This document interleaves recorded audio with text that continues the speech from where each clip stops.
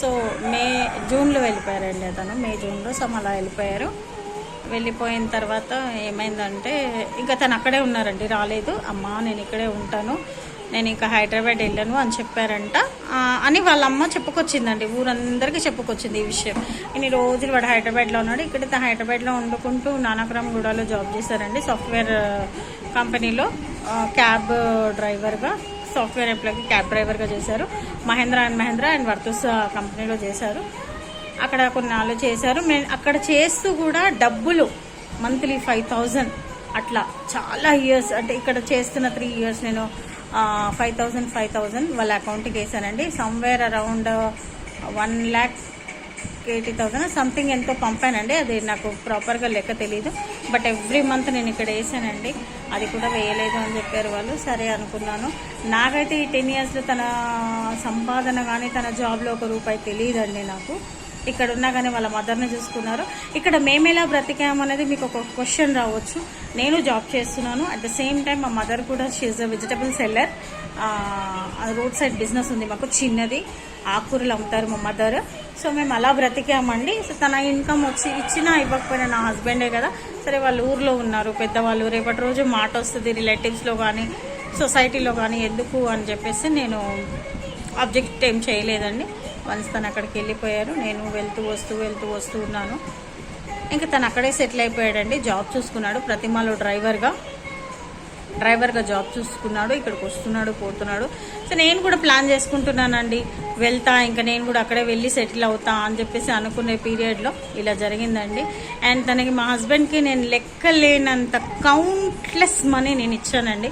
40,000 50,000 approximately 2 to 3 lakhs ఇచ్చాను. ఎందుకు ఇచ్చానంటే నా హస్బెండ్, సరే తను ఏం చేసినా నాకంటూ ఒక ఇల్లు ఉంది అక్కడ, నేను చచ్చినా బ్రతికినా నాది ఆ ఇల్లు అనే హోప్తో నేను ఇచ్చానండి. ఇంకా నేను ఇచ్చే ముందు కూడా ఏ ప్రూఫ్ పెట్టుకోలేదండి.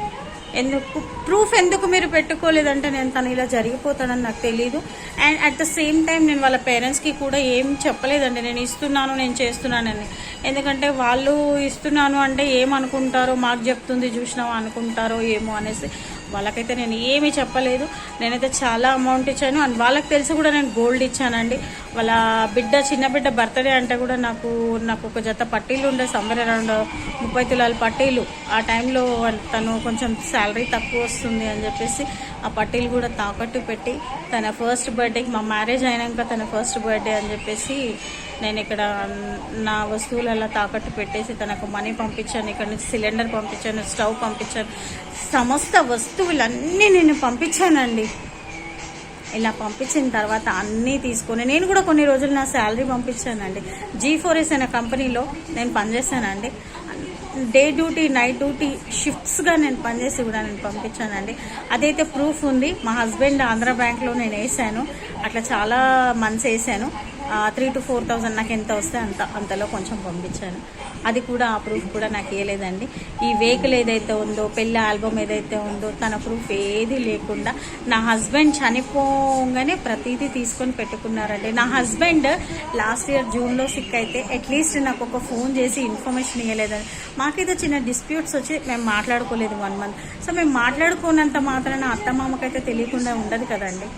వాళ్ళైనా నాకు ఫోన్ చేసి పిలిపియాలి కదండి, పిలిపియలేదండి. సో నేనేంటంటే July 1st ఇంకా పాప చాలా బెంగ పెట్టేసుకుని 1 month, ఓవరాల్గా 1 month వాళ్ళ ఫాదర్ తనతో కాంటాక్ట్ లేక, తనతో మాట్లాడలేదని, తను తినడం మానేసి చాలా చిక్కిపోయింది పాప. సరే ఒకసారి చూసి వద్దాము అని చెప్పేసి June 31st నేను ఒక కాల్ చేశానండి. 30 or 31st కాల్ చేస్తే వాళ్ళ డాడీ ఎత్తారు కాల్. ఏంటి మామయ్య ఫోన్ ఎత్తట్లేదంటే, వానికి చాలా దగ్గు వస్తుంది, అసలు మాట్లాడలేకపోతున్నాడు. అన్ని కాల్స్ ఎంగేజ్ వస్తుందండి ఒక్కొక్కసారి. అన్ని కాల్స్ మాట్లాడి ఒక నా కాలే మాట్లాడలేదు. సరే వాట్ ఎవర్, నా కాల్ మాట్లాడకపోయినా పర్వాలేదు. మరి వాళ్ళే నాకు కాల్ చేసి ఇట్లుంది వాడి పరిస్థితి, ఒకసారి రా అని మాత్రం చెప్పలేదండి. నేను వెళ్తే ప్రతిమ హాస్పిటల్లో ఉన్నాడు. Day 1 నేను సాటర్డే బయలుదేరాను, వెళ్ళేసరికి ఈవినింగ్ అయిపోయింది. ప్రతిమ హాస్పిటల్లో ఉన్నాడు, నాకు ఏ ఇన్ఫర్మేషన్ లేదు. నేను వెళ్ళాను, 6 అయింది. 4:30కి నేను వెళ్ళాను, వాళ్ళు లేరు. నేను బాక్స్ ఇక్కడ నుంచి క్యారీ చేశాను, అది తినేసాను. తిని అటు ఇటుగా ఉంటే 6 అయిందండి. మా మామయ్య గారు ప్రతిమ హాస్పిటల్లో తను ఉన్నారు కాబట్టి బట్టలు అవి తీసుకెళ్దామని వచ్చారు. ఎప్పుడు వచ్చినావు ఏంటి అని ఏం అడగలేదు. కనీసం పాప ఉంది కదా, చిన్న పాప, అప్పుడు నా కిడ్ 3 years అనుకున్నా. సో ఏమి తిన్నారు, ఏం చేస్తారు, అవన్నీ ఏం అడగలేదు. సరే అని చెప్పేసి తన కూడా నేను హాస్పిటల్కి వెళ్ళిపోయాను. తన వెహికల్ పైన వెళ్ళాను, నేను బై వాక్ వెళ్ళిపోయాను పాపని ఎత్తుకొని. తర్వాత ఏమైందంటే అక్కడే ఇంకా 10-11 అయిపోయిందండి. సాటర్డే కాబట్టి అదే హాస్పిటల్లో తన ఎంప్లాయీ కాబట్టి, డ్రైవర్ కాబట్టి వాళ్ళు ఏమన్నారంటే, ఒక డాక్టర్, మునిందర్ ఎందుకు ఉంటావు నువ్వు, చార్జెస్ వేస్ట్ అవుతాయి నీకు, నువ్వు వెళ్ళిపో, రేపు ఎట్లాగో Sunday non working day, so Monday వచ్చి యథావిధిగా జాయిన్ అయిపో అని చెప్పారండి. మేము ఆ టైంకి ఇంకా అక్కడి నుంచి స్టార్ట్ అయ్యి ఇంటికి అయితే వచ్చేసాము 11కి. ఇంకా ఇంటికి వచ్చేసి అప్పుడు కూడా అండి తిన్నావా వండుకో అని ఏమీ లేదండి. వచ్చేసారు వాళ్ళు టైర్డ్ అయిపోయారు, పడుకున్నారండి. నేను పడుకున్నాను. నేను బయట నుంచి ఇడ్లీ తెచ్చుకున్నాను, పాపకు పెట్టేసాను, నేను తినేసాను, నేను పడుకున్నాను. యథావిధిగా సండే మార్నింగ్ అయిందండి. నేను నార్మల్గా ఒకటే అనుకొని వెళ్ళాను కదా, సో నేను సండే ఇంకా మా వాళ్ళందరూ వచ్చి పలకరిస్తున్నారు అనమాట. నేను వచ్చానని తెలిసి అక్కడ వాళ్ళు వచ్చి పలకరించడానికి వచ్చారు. 5 అయిపోయిందండి, అరౌండ్ 5-5:30 అట్లా అవుతుంది. నేను ఇంకా వెళ్తున్నా నేను అని చెప్పేసి బయలుదేరడానికి వస్తే మా అత్తయ్య పెద్ద గొడవ వేసుకుందండి. ఎంత పెద్ద గొడవ అంటే, నీకు సిగ్గుశరం లేదా, ఎందుకు పెళ్లి చేసుకున్నావు, నీ అమ్మకు సిగ్గుశరం లేదా, ఎందుకు పెళ్లి చేసుకుంది, ఇంకా ఆడనే ఉంచుకుంది నిన్ను, నా కొడుకు పరిస్థితి ఇది అంటే నేను ఒక్క మాట కూడా అనలేదు. ఆ గొడవకి మా వాళ్ళు వెళ్ళిపోయారు, నేను కామ్ అయిపోయాను. ఇలా జరిగిందండి. ఇలా జరగంగానే ఇంకా 6:37 అలా అవుతుంది. తనకి బ్రీత్ ప్రాబ్లం అవుతుంది. ఎంత పెద్ద గొడవ అయితే జరిగిపోయింది, ఇది కంప్లీట్ అయిపోయింది. ఈవినింగ్ ఇంకా నేను మొహం అలా మార్చేసుకున్నాను. తనకి ప్రాబ్లం అనేది ఎక్కువవుతుంది. అంటే వాళ్ళ సెకండ్ సిస్టర్, నేను చెప్పాను కదా తను లవ్ మ్యారేజ్ చేసుకుని సెకండ్ సిస్టర్, వాళ్ళ హస్బెండ్ చెప్పారంట సేమ్ మా హస్బెండ్కి వచ్చిన ప్రాబ్లం వాళ్ళ ఊర్లో ఎవరికో వస్తే వెంకటేష్ దివ్య హాస్పిటల్లో, దీపికా హాస్పిటల్లో జాయిన్ చేసి చాలా మంచిగా అయిపోయాడు అతను అని చెప్తే, సరే అని చెప్పేసి అప్పటికప్పుడు 7 అయిపోయిందండి. 7:30 అవుతుంది అనుకుంటా.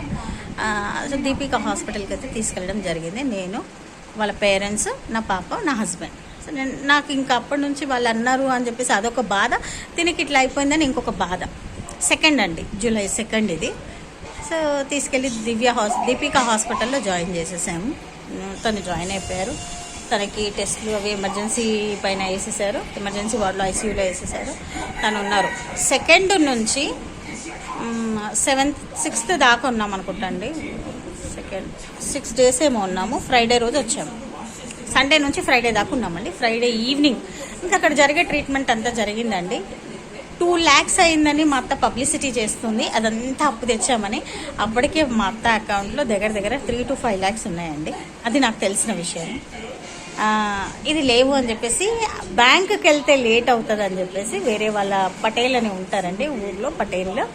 సో అదే బీసీబీ వాళ్ళు ఉంటారు, క్యాస్ట్ వాళ్ళు. సో మాది చిన్న క్యాస్ట్ కాబట్టి వాళ్ళు పటేళ్ళు.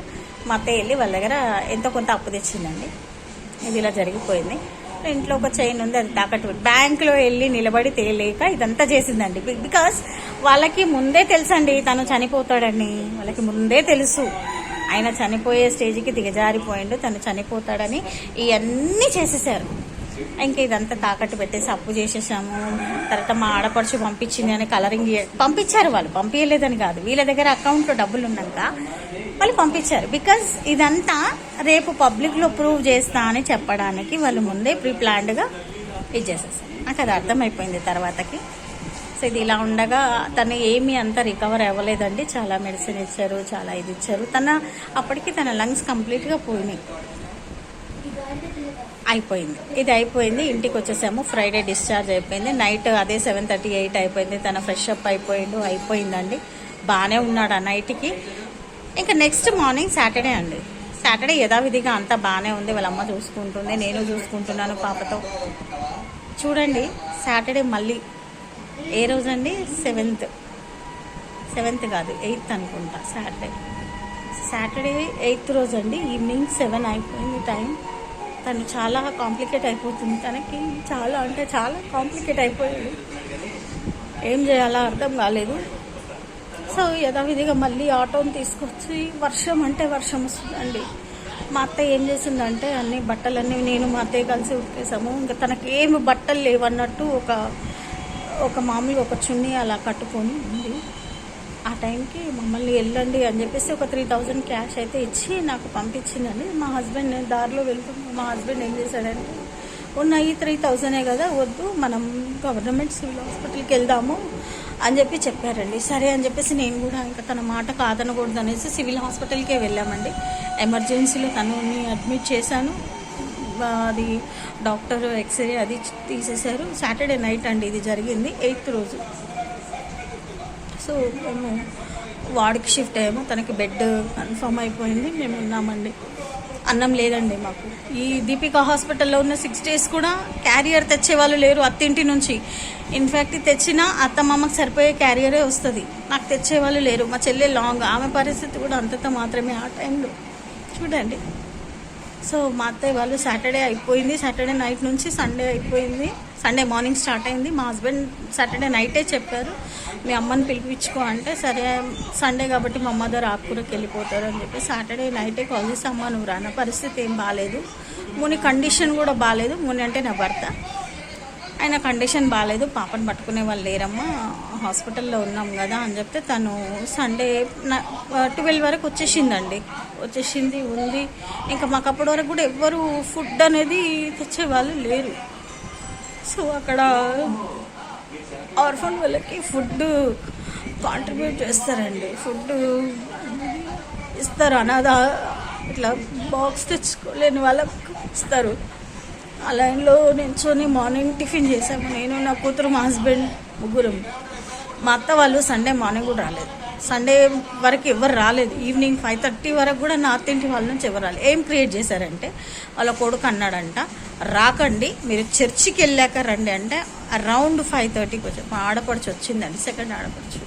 కనీసం వద్దునే 7 అనలే, బాక్స్ ఆడ పడేసింది, వెళ్ళిపోయిందండి. ఎక్కడో బయట ఎక్కడో కూర్చుంది. ఎందుకంటే తనకి చిన్న పాప, ఎందుకంటే మా హస్బెండ్కి ఉన్న జబ్బు వాళ్ళ పాపకు కానీ వాళ్ళకి కానీ వస్తుందని చెప్పేసి వీళ్ళంతా దూరమే ఉన్నారండి. వాళ్ళ ఫ్యామిలీ మొత్తం దూరమే ఉన్నారు. మా హస్బెండ్కి నేను ఒకదాన్ని అంట పెట్టుకున్నాను, బికాజ్ ఐఎమ్ ఏ వైఫ్ అని చెప్పేసి.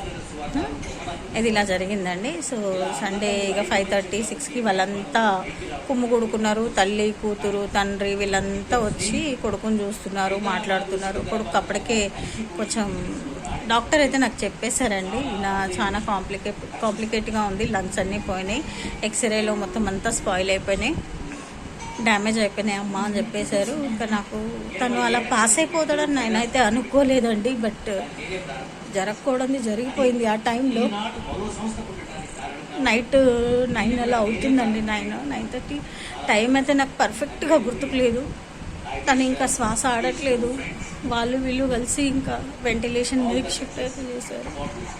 మా హస్బెండ్కి మాట అయితే కంప్లీట్గా పడిపోయింది. నాకైతే అసలు మాటలు రావట్లేదు. మా మదర్ ఉన్నారు, నా పక్కన నా కూతురు ఉన్నది, మా చెల్లెలు వీళ్ళంతా ఉన్నారండి. అక్కడ వెంటిలేషన్కి షిఫ్ట్ చేశారు, పెద్ద మాస్క్ పెట్టారు, అయినా తన కంట్రోల్ కావట్లేదు. మా అత్తయ్య మామయ్య వస్తున్నారు వెళ్తున్నారు, తన దగ్గర ఉండట్లేదు. మాట్లాడుతూ ప్రేయర్ చేస్తూ నేను ఎంతో బతిమాలనండి దేవుడిని. కానీ తను మాస్క్ పెట్టి కంట్రోల్ చేసుకోలేక ప్రాణం అలా నా చేతుల్లో పోయిందండి. ప్రాణం పోయిన తర్వాత కూడా వాళ్ళ ఫాదర్ రాలేదు, వాళ్ళ మదర్ రాలేదు. బయట నుంచే లవో దిగో అని గుండెలు బాధేసుకున్నారండి. గుండెలు బాధేసుకున్నాక వాళ్ళకి నేను ఇన్ఫార్మ్ చేస్తున్నాను, రండి ఇట్లా అన్నయ్య జరిగిపోయారు అని చెప్పి. మా అత్తయ్య మళ్ళీ ఫోన్ చేసి చెప్తుందండి, ఇవాళ రాకండి, ఇవాళ ఎవరు రాకండి, అన్న సావు మంగళవారం అవుతుంది, ఈరోజు కాదు రేపు కాదు మంగళవారం అవుతుంది, అప్పుడు రండి అని చెప్పేసిందండి వాళ్ళ బిడ్డలకి. నేను అప్పుడు కూడా నేను చాలా డిస్ట్రాయ్ అయిపోయాను. ఏమీ కాకపోతే నాకు కళ్ళలో నీళ్ళు అయితే రావట్లేదు, నేను మోడు బారిపోయాను బాగా. ఇంకేం చేయాలి, డెడ్ బాడీ తీయాలి.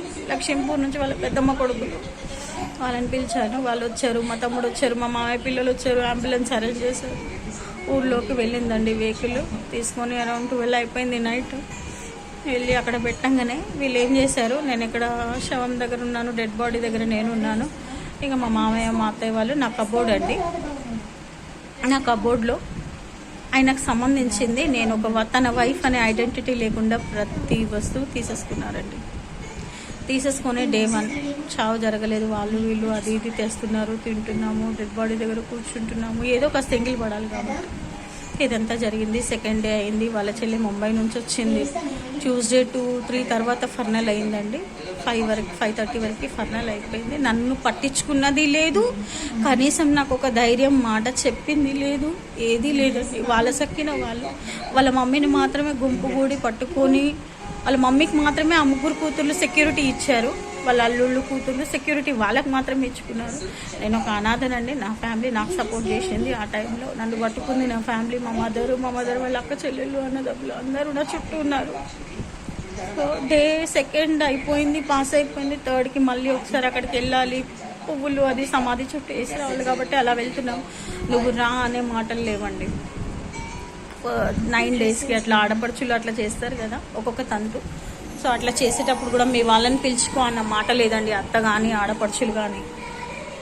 దీని తర్వాత 2-3 రోజులకు అంటది ఎవడు చేస్తాడు పని అని చెప్తే 3వ రోజుకి నేనే లేచి వాకిలి ఊడ్చి గిన్నెలన్నీ తోమేసినాక ఇంకా నాకు చాలా బాధేసిందండి. బాగా ఆశేసిన సర్పంచ్కి చెప్దామన్నాడు, ఏమనుకుంటారు ఏంది అది ఇది. నాకు అప్పటికే మసులుతుందండి, బాగా మసులుతుంది. అన్నీ తీసేసుకున్నారు వీళ్ళు ఏం చేద్దాం అనుకుంటున్నారు, అసలు వీళ్ళ ప్లాన్ ఏంది. సైలెంట్గా చేసేసారండి. నేనేమో అరుస్తున్నాను, వాళ్ళేమో సైలెంట్గా చేస్తున్నారు. ఇది జరిగింది. ఇక ఇలా 9 డేస్ వచ్చింది. పెద్ద కర్మ పెట్టారు. పెద్ద కర్మ రోజు కూడా పోదాం అనట్లేదండి. నాకు 2 రూమ్స్ ఉన్నాయి, మా అత్త వాళ్ళకి అటు 2 రూమ్స్ ఉన్నాయి. సో సెకండ్ రూమ్లో ఆబ్వియస్లీ నేను మా మదర్ ఉన్నాము. వాళ్ళు ఏం చేశారంటే మీరు ఆ రూమ్లో పడుకోండి, మా బావగారి పిల్లలు, మా బావగారు అంటే మా వంశం నుంచి కాదండి, మా అత్తయ్య వాళ్ళ అక్క మన్మళ్ళు పిల్లలు అనమాట, మా రూమ్లో పడుకోబెట్టారు. వాళ్ళకి ఫ్యాన్ లేనిది నిద్రపోరంట. చూడండి, మగవాళ్ళు వాళ్ళ రూముల్లో అడ్జస్ట్ చేసుకోవచ్చు, లేకపోతే మీరైనా ఆ రూమ్లోకి రండి అని మమ్మల్ని కూడా ఇన్వైట్ చేయలేదు. నేను నా మదరే ఉన్నామండి, నెక్స్ట్ పర్సన్ ఎవరు లేరు నా వైపు నుంచి. సో అట్లా పడుకోబెట్టారు. మేము అప్పటికే 11 అవుతుంది, అందరు తిని. వర్షం అండి, అది వర్షాకాలం. నాకేంటంటే నాకు ఇంకా చాలా బాధేసిందండి. నా హస్బెండ్ పాస్ అయిపోయి 9 డేస్ ఇవాళకి మగవాళ్ళని నా రూమ్లో, వాళ్ళు ఎంత బావ కొడుకులు అయినప్పటికీ ఎవడైనా సరే అండి, నాకు ఇంకా చాలా బాధేసి మా బావగారు అన్నారు, అందులో ఒకవేళ చిన్న పాప పడుకోకపోతే ఇంట్లో వేసేసేయండి చిన్న పాపని అంటే, మా మదర్ కొంచెం రియాక్ట్ అయితే మా అత్త వాళ్ళ అక్కయ్య గారు అంటారు, మాకు ఇల్లు లేకనా నేను పోతా అంటే వినకపోతే సుగుణా నువ్వు అని చెప్పి మా అత్తయ్య గారు వాళ్ళ అక్క చాలా రియాక్ట్ అయిపోయారు. అంత గతి ఉన్నప్పుడు వాళ్ళని ఎవరండి ఇక్కడ ఉండమని అడిగింది చెప్పండి ఒక మాట. అది ఇలా జరిగిపోయిందండి. నెక్స్ట్ డే నేను ఆ నైట్ ఏమైంది, నాకు ముందుగా ఇన్ఫర్మేషన్ ఇస్తలేరండి, ఏది కూడా ఇస్తలేరు. నిద్రపోదాం రా అని మా మాయగారు నా పేరుతో పెద్ద కేకలు వేస్తున్నాడు. చర్చికి అండి, నిద్రకి వెళ్ళాలి కాబట్టి చర్చికి తీసుకెళ్ళాలి. అదే మాట ముందుగా చెప్తే నాకు ఈ బాధ ఉండకపోయేది కదా. ఇలా ఇంత సైలెంట్ కిల్లర్స్ అండి మా అత్తయ్య మామయ్య గారు. ఇది అయిపోయిందండి. నిద్రకి వెళ్ళొచ్చాను. ఇంకా నాకు మనసులో చాలా కోపం ఉందండి. ఇంకా కోపం ఉంటే గొడవ అవుతుంది, వద్దు అని చెప్పేసి ఏం చేశాను, మమ్మీ నువ్వు నిద్రకి తీసుకెళ్తా అన్నావు కదా నన్ను, ఎందుకంటే అక్కడికి వెళ్ళి ఇంకా నేను మళ్ళీ ఇక్కడ రాలేదండి, నాకు గుండె భారం ఎక్కిపోయింది. మమ్మీ ఏం చెప్పింది, సుగుణ అంటే వాళ్ళ బిడ్డలు పైలట్లు అండి. ఎప్పుడు మా మదర్తో మా అత్తయ్య గారు మాట్లాడదండి, ఎవరో ఒకరు సెకండ్ పర్సన్ ఆమెకు సెక్యూరిటీ ఉండాలి. మరి మేము ఆమెను చంపేస్తాం అనుకుంటుందో, ఆమె ఏమనుకుంటుందో నాకైతే తెలియదు. బిడ్డలు వచ్చి, పెద్ద బిడ్డ వచ్చి, బొంబాయి బిడ్డ వచ్చి అంటుంది ఏమని, ఏందత్తమ్మా, అమ్మ మరి మీ అన్న చనిపోయింది కదా, నేను నిద్రకు తీసుకుపోవాల్సిన తతంగం ఉంటుంది, మరి ఏమంటారండి. అప్పుడు చాలా జ్వరం వచ్చిందండి మా అత్తయ్య గారికి, చాలా జ్వరం వచ్చింది. ఎంత జ్వరం అంటే ఇక నెక్స్ట్ ఇంకా ఆమె కొడుకు దగ్గరికి వెళ్ళిపోయే స్టేజ్లో ఉన్నంత జ్వరం. ఇదంతా యాక్టింగే. అయితే జ్వరం వచ్చింది, సరే అని చెప్పేసి అమ్మని అడుగు నేను వస్తా అని చెప్పేసి, ఇంకా నా మనసులోకి బాధ తెలిపోవాలి కదా, అక్కడ ఉంటే గొడవలు వద్దని చెప్పేసి వచ్చేసిన. వాళ్ళకి చెప్పకుండానే వచ్చేసినాను. వచ్చేసి నెక్స్ట్ నేను వెళ్తే నన్ను కనీసం తిన్నావా వచ్చినావా అనేటోళ్ళు ఎవ్వరు నాతో మాట్లాడారండి. మరి నేను ఏం చేశానో నాకు తెలియదు.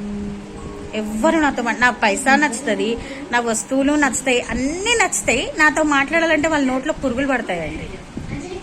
ఇంకా నాకైతే ఇలాగే వస్తాయి మాటలు. వాళ్ళ నోరు పడిపోతుంది, మూత పడిపోతుంది, వంకరైపోతుంది. ఇంకా మా అత్తయ్యకైతే నన్ను చూడంగానే మొహం ఇలా వంకరైపోతుందండి, వంకర్లు తిరిగిపోతుంది ఆ మొహం. అయితే అట్లనే చేయాలి దేవుడు. ఇది ఇలా జరిగిపోయిందండి. సో నేను అక్కడ నుంచి మళ్ళీ యథావిధిగా నా జాబ్ కంటిన్యూ చేయడానికి వచ్చేసాను. నేను కొంచెం సిక్ అయిపోయాను, హాస్పిటల్ చూపించుకున్నాను, తర్వాత జాబ్ పోయింది, ఒక 2 months ఇంట్లో ఉన్నాను. నా బిడ్డకి నవంబర్ వచ్చింది, ఆమె బర్త్డే వచ్చింది. చిన్నగా బర్త్డే అయితే పడేయొద్దు, ఇక వాళ్ళ డాడీ లేడని నేను బర్త్డేది కూడా వీడియోస్ అన్నీ పెట్టానండి యూట్యూబ్లో, దయచేసి చూడండి. ఆ బర్త్డే అయితే మా అత్తయ్య మామయ్య గారి చేతులు, మా మేనమామ మేనత్త గారి చేతులతో అయితే కేక్ అయితే కోయించాను. పాపకి బర్త్డే అయితే జరిపించాను. చిన్నగానే చేశానండి, మరీ అంత పెద్దగా కాకుండా చిన్నగా చేశాను. అదంతా మీ బ్లెస్సింగే. ఆ తర్వాత నెలమాస్కానికి వేరే వాళ్ళతో కాల్ చేసి పిలిపించారు. నెలమాస్కాన్ని కూడా వెళ్ళొచ్చాను, అది కూడా వీడియో పెట్టాను నేను. ఇప్పుడు సంవత్సరికానికి కూడా వేరే వాళ్ళతో కాల్ చేసి పిలిపించారు నన్ను. ఇంత అన్యాయం నాకు జరిగిందండి.